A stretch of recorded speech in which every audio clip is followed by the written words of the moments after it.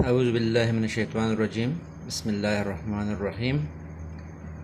عزیز طلباء، آج ہم جماعت دہم کے اسلامیات کا تیسرا سبق پڑھ رہے ہیں۔ آج کے سبق میں ہم جو سورۃ احزاب کا پہلا رکوع ہے، جو پہلا لیسن ہے، اس کے ایکسرسائز کریں گے۔ ایکسرسائز یعنی مشق میں ہم پہلا سوال کریں گے الکلمات والتراکیب کا۔ تو اسی میں سبق کے جو مشکل الفاظ ہوتے ہیں اس کے معنی ہوتے ہیں۔ تو الکلمات والتراکیب میں پہلا جو لفظ ہے وہ ہے جوفن۔ جوف کہتے ہیں عربی میں دڑ یا پہلو کو، دونوں آپ لکھ سکتے ہیں۔ اگر یہ آپشن آ جائے تو آپ دڑ ہوگا یا پہلو ہوگا، آپ جو بھی ٹیک لگا۔ عام طور بورڈ میں اس سے جو سوال آتا ہے وہ MCQs قسم کا ہوتا ہے، یعنی لفظ ہوتا ہے۔ لیٹ سپوز جوفن کے معنی ہے دڑ، گردن، سر، پاؤں، تو آپ جو صحیح آپشن ہوگا وہ آپ ٹیک لگائیں گے یا اس کو دائرہ بھر دیں گے۔ اس طرح سوال آتے ہیں۔ تو جوف کا معنی ہے دڑ یا پہلو۔ ادعیہ کہتے ہیں منہ بولے بیٹے کو، یا آپ کو میں نے بتایا تھا لے پالک بھی اس کو کہتے ہیں، اور عرب اس کو متبنہ بھی کہتے ہیں۔ متبنہ، بیٹا بنانا، کسی کے بیٹے کو اپنا بیٹا بنانا، منہ سے اس کو بیٹا کہنا۔ تیسرا ہے ادعوہم، انہیں بلاؤ، انہیں پکارو، دعوت، جس طرح ہم کہتے ہیں دعوت، کسی کو دعوت دینا، مدعو کرنا، بلانا، پکارنا، انہیں بلاؤ، انہیں پکارو۔ تعمدت، اس ایک عورت نے ارادہ کیا۔ عمدن، قصدن، یعنی ارادے سے جو کام ہو جائے۔ ایک کام بغیر ارادے کے ہوتی ہے، اور ایک کام آپ قصد کرتے ہیں، ارادہ کسی کام کا کرتے ہیں۔ انما الاعمال بالنیات، جس طرح حدیث میں آتا ہے۔ تو تعمدت، کسی کام کو ارادے سے کرنا۔ اولو الارحام کے معنی ہے رشتہ دار، رحم سے متعلق جو رشتے ہیں اس کو کہتے ہیں اولو الارحام، رشتہ دار۔ تظاہرون، تم زہار کرتے ہو، جس طرح میں نے آپ کو سبق میں بتایا تھا کہ زہار عرب کا ایک قبیح خراب رسم تھا، کہ کوئی کسی اپنے بیوی کو ماں کی نسبت کرتے تھے۔ تو یہ کہتے ہیں کہ آپ کی پیٹھ میرے لیے میرے ماں کی پیٹھ کی طرح ہے۔ تو پھر یعنی ایک قسم کی طلاق تھی زمانہ جاہلیت میں، تو اس کو کہتے ہیں زہار۔ زہار ظہر سے ہے، ظہر کمر کو کہتے ہیں، یعنی بیوی کے کمر کو ماں کی کمر سے تشبیہ دینا۔ افواہ، منہ،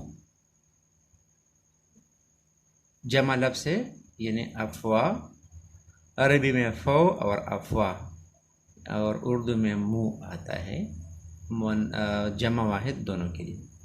اقسطو کے معنی ہے زیادہ منصفانہ بات، زیادہ عدل و انصاف پر مبنی بات۔ قسط، اقسطو عربی میں کہتے ہیں انصاف کو۔ اور اولا،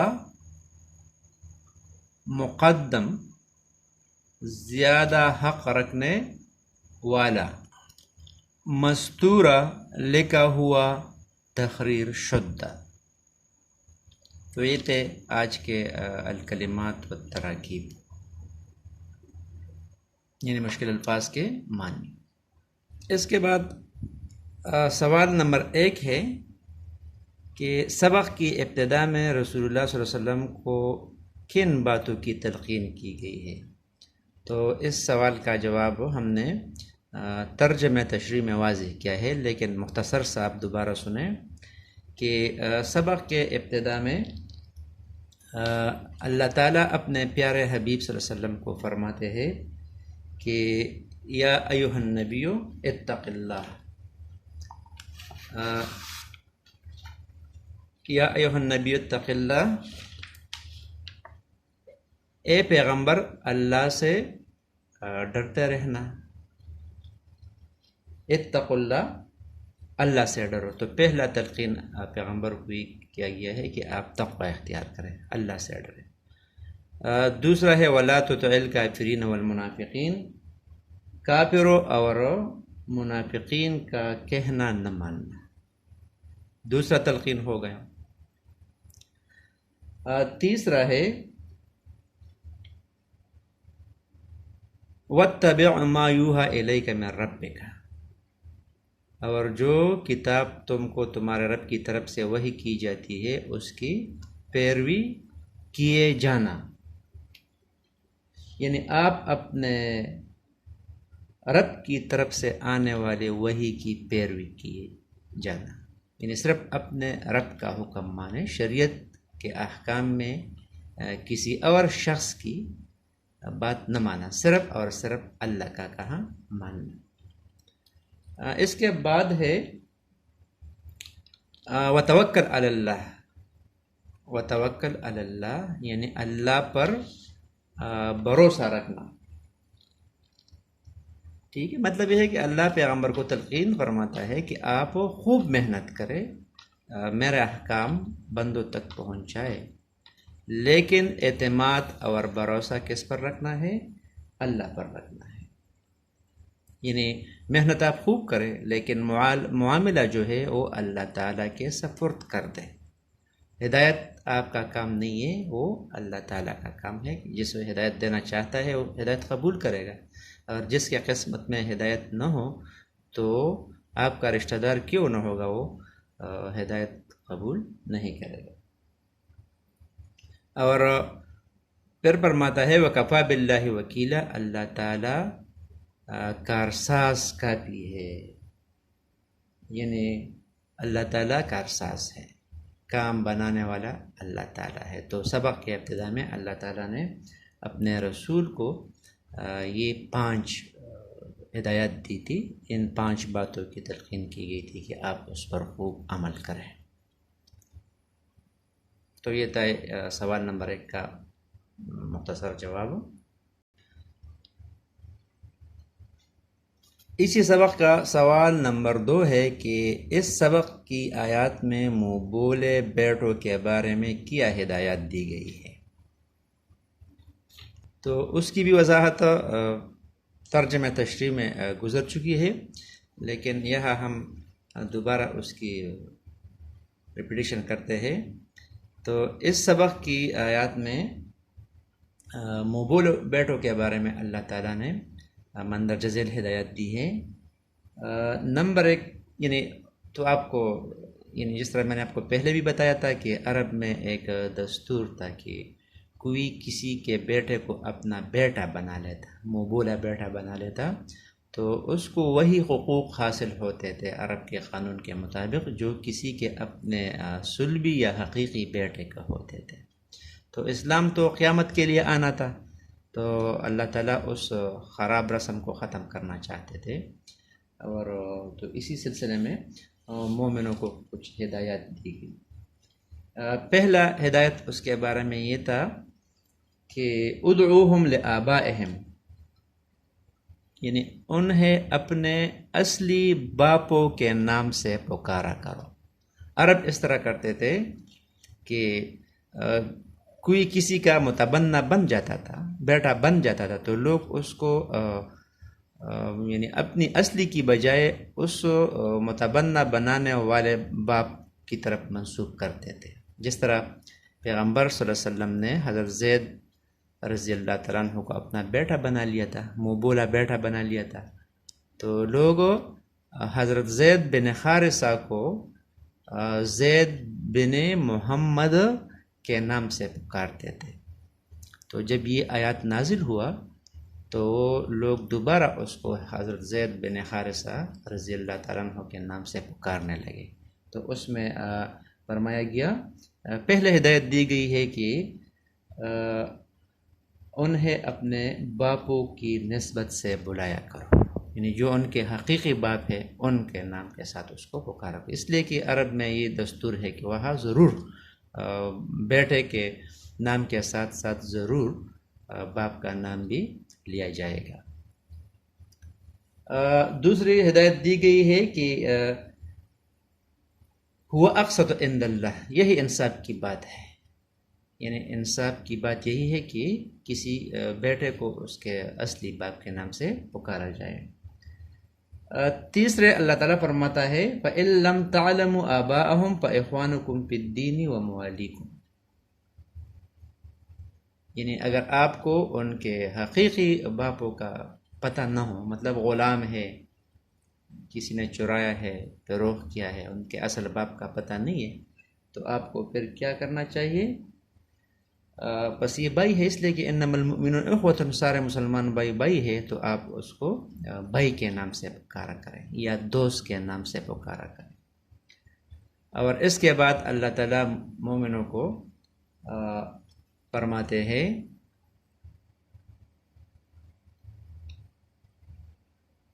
وَلَيْسَ عَلَيْكُمْ جُنَاحٌ فِيمَا أَخْطَأْتُمْ بِهِ وَلَكِنْ مَا تَعَمَّدَتْ قُلُوبُهُمْ. اللہ تعالیٰ فرماتے ہیں کہ اگر خطا سے تم سے کچھ کام ہو جائے تو اس پر آپ کا مواخذہ نہیں ہے، لیکن جو کام آپ قصد دل سے کرے، پکے ارادے سے کرے، تو پھر اس پر پکڑ بھی ہے اور مواخذہ بھی ہے. تو مطلب یہ ہے کہ غلطی سے کسی نے اس کا نام بھول گیا تو خیر معاف ہے، لیکن اگر قصداً آپ کو کسی غلام کا یا کسی بندے کے باپ کا نام معلوم ہے اور آپ اس کو اس کے اپنے اصلی باپ سے نہیں پکارتے ہیں، تو پھر آخرت میں اس پر مواخذہ ہوگا، سزا ہوگا. اس کے بعد ہم آتے ہیں سوال نمبر 3 کی طرف. تو وہ سوال ہمارا مشتمل ہوگا مندرجہ ذیل عبارات کا مفہوم بیان کرے. یعنی کچھ مفہومات آئیں گے، یہ بورڈ کے پیپر میں بھی آتے ہیں، تو اس کا ترجمہ اور مختصر سا تشریح لکھنا ہوگا. تو اس میں جو مفہومات میں جو پہلا سوال ہے کہ ما جعل اللہ لرجل من قلبین فی جوفہ. اس کا ترجمہ ہے اللہ تعالیٰ نے کسی کے سینے کے اندر 2 دل نہیں رکھے. یعنی اللہ تعالیٰ نے کسی کے سینے میں 2 دل نہیں رکھے. بیک وقت ایک انسان میں 1 دل ہو سکتا ہے. تو عربوں میں ایک غلط بات مشہور تھی کہ جو کوئی شخص غیر مستقل مزاج ہوتا یا قوی الحفظ ہوتا تھا، زیادہ ذہین ہوتا تھا، انٹلیکچوئل ہوتا تھا، تو ایک وقت میں 2 مختلف چیزوں کی طرف متوجہ ہوتا، تو لوگ اس کے بارے میں کہتے تھے کہ اس کے 2 دل ہیں. تو اللہ تعالیٰ نے اس کی تردید فرمائی کہ نہیں، کسی آدمی کے 2 دل نہیں ہو سکتے. اور ایک بعض مفسرین نے اس کی تشریح کی ہے کہ ایک انسان کا دل جو ہے وہ کلیئر ہونا چاہیے، یا یہ اللہ کی طرف متوجہ ہوگا یا غیر اللہ کی طرف متوجہ ہوگا. تو انسان اس طرح نہیں بن سکتا ہے کہ ایک وقت میں وہ مومن بھی ہو یا کافر بھی ہو. منافق نہیں بنے گا، بس کلیئر کٹ یا مسلمان بنے گا یا کافر بنے گا. 2 کشتیوں پر سوار نہیں ہوگا. تو اللہ نے فرمایا کہ انسان کے میں نے 1 دل بنایا ہے، 2 دل نہیں بنایا ہے. مفہوم نمبر 2 میں اللہ تعالیٰ فرماتے ہیں کہ وَمَا جَعَلَ أَزْوَاجَكُمُ اللَّائِي تُظَاهِرُونَ مِنْهُنَّ أُمَّهَاتِكُمْ. اور نہ تمہاری عورتوں کو جن کو تم ماں کہہ بیٹھتے ہو تمہاری ماں بنایا.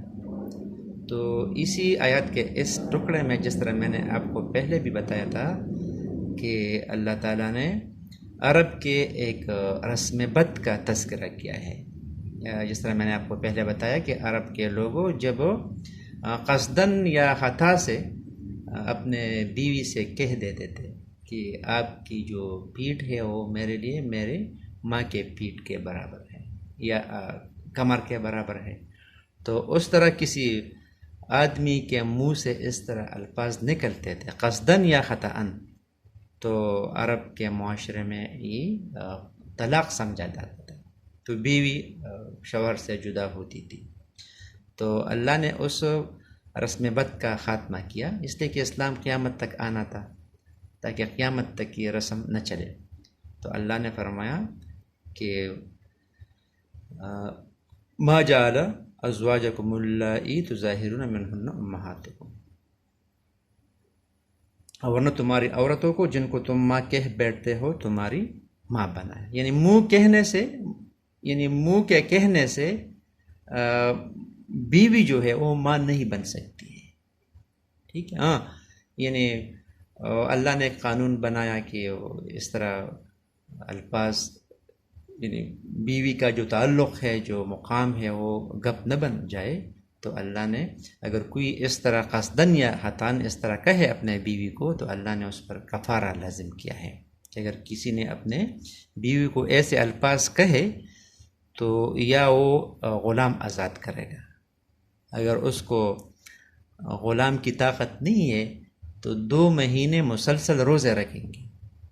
اگر 2 مہینے مسلسل روزے بھی نہیں رکھ سکتے ہیں تو 60 مسکینوں کو کھانا کھلائے گا.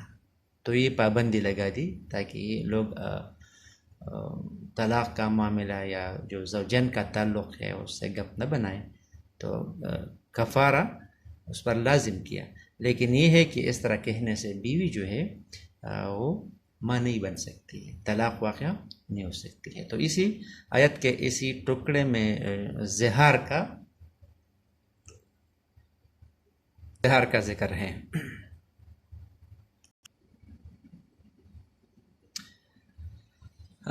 مفہوم نمبر ج میں اللہ تعالیٰ فرماتا ہے کہ النبی اولا بالمؤمنین من انفسہم.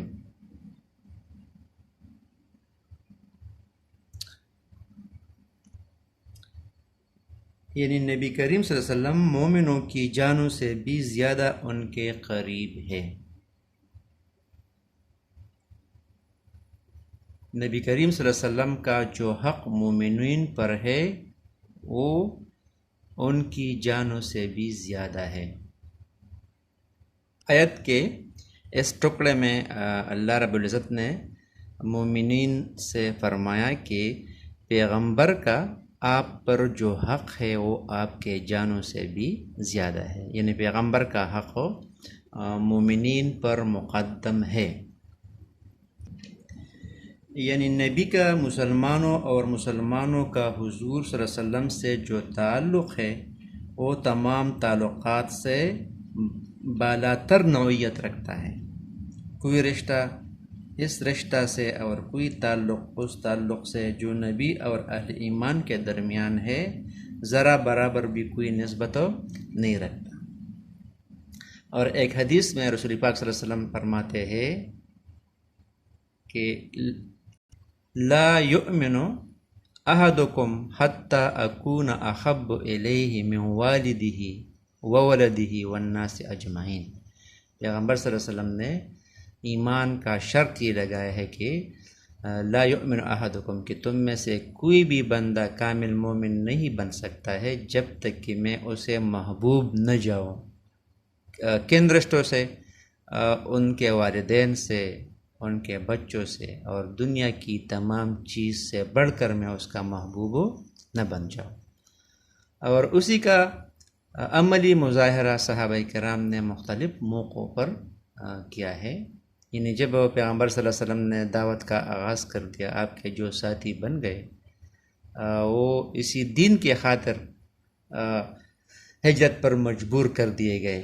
جب صحابہ کرام ہجرت کر کے مدینہ چلے گئے تو ان کی بیویاں، والدین، بہن بھائی وغیرہ مکے میں رہ گئے. جب جنگ بدر میں لڑائی تھی مسلمانوں کے درمیان اور مکہ کے جو کافر ہیں ان کے درمیان، تو اس کی تاریخ جب ہم دیکھتے ہیں تو ہمیں اندازہ ہوتا ہے کہ ایک طرف مسلمان بھائی ہے، دوسرے طرف کافر ہے، ایک طرف ماموں ہے، دوسرے طرف بھانجا ہے، ایک طرف کافر کے گروہ میں باپ ہے، مسلمانوں کے طرف میں بیٹا ہے، تو انہوں نے عملی طور پر یہ مظاہرہ کیا۔ عزیز طلباء، یہ تھا آج کا ہمارا سبق۔ ابھی آپ اس طرح کر دیں کہ آپ کو تھوڑا سا میں ہوم ورک دیتا ہوں، تو اسی سبق کے جو الکلمات تراکیب ہیں جو میں نے آپ کے سامنے کی، الکلمات و تراکیب یعنی جوف سے لے کر یہاں تک، اس کو خوبصورت انداز سے اپنے اسلامیات کے کاپی میں لکھنا۔ اسی طرح سوال نمبر 1 اور 2 اس کو میں نے آپ کو سمجھایا، تو آپ اپنی الفاظ میں اپنی طرف سے اس کے خوبصورت نوٹس بنائیں اور اسلامیات کے کاپی میں لکھیں۔ اور اسی طرح سوال نمبر 3 درج ذیل عبارات کا مفہوم بیان کیجیے، تو اس کا بھی آپ کتاب سے بامحاورہ ترجمہ لکھیں اور اس کے ساتھ ساتھ مختصر 8-10 لائن میں یا ایک پیج اس کی تشریح یا مفہوم لکھیں۔ ٹھیک ہے؟ وما علینا الا البلاغ۔